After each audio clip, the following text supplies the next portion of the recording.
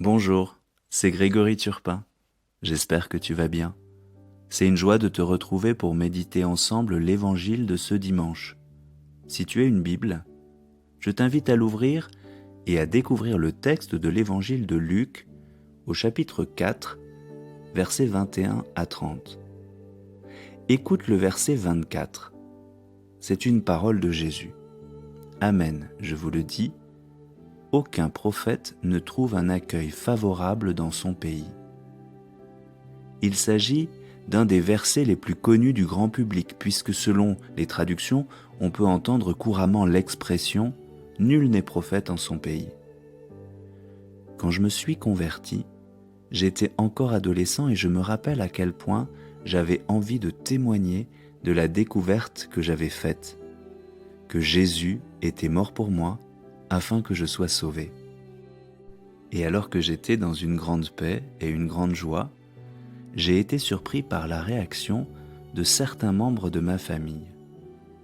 Ils étaient dans l'incompréhension, parfois même dans la dérision et dans certains cas, dans l'indifférence. Difficile de vivre quelque chose de formidable avec le Seigneur et d'avoir ce sentiment de ne pas être compris. Dans le texte de l'évangile de ce dimanche, Jésus a vécu la même chose que moi et peut-être que toi. Comment pouvait-il être le Sauveur alors qu'il n'était que Jésus, le fils du charpentier? Difficile de témoigner devant des gens qui nous ont vus grandir, qui connaissent nos défauts, nos incapacités et nos erreurs. Difficile même de transmettre sa foi à nos enfants ou nos petits-enfants.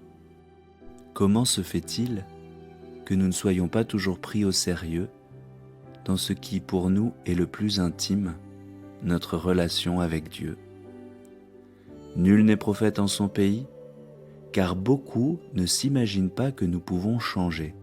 Et pourtant, Dieu a transformé ma vie et a transformé la tienne. Si certaines personnes continuent à t'appeler par ton péché, Dieu, lui, t'appelle par ton nom. Pourtant, il y a un événement dans ma famille qui a fait changer les choses.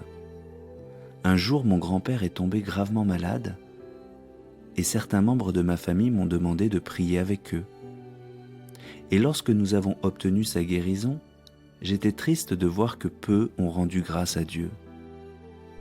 C'est comme si ceux qui nous entourent pensaient que nous qui sommes chrétiens avions un petit quelque chose en plus, que Dieu était le petit truc en plus dans nos vies, un truc qui est bien utile quand nous rencontrons des difficultés. Mais Dieu n'est pas simplement un truc en plus de nos vies, il est celui qui vient sauver nos vies.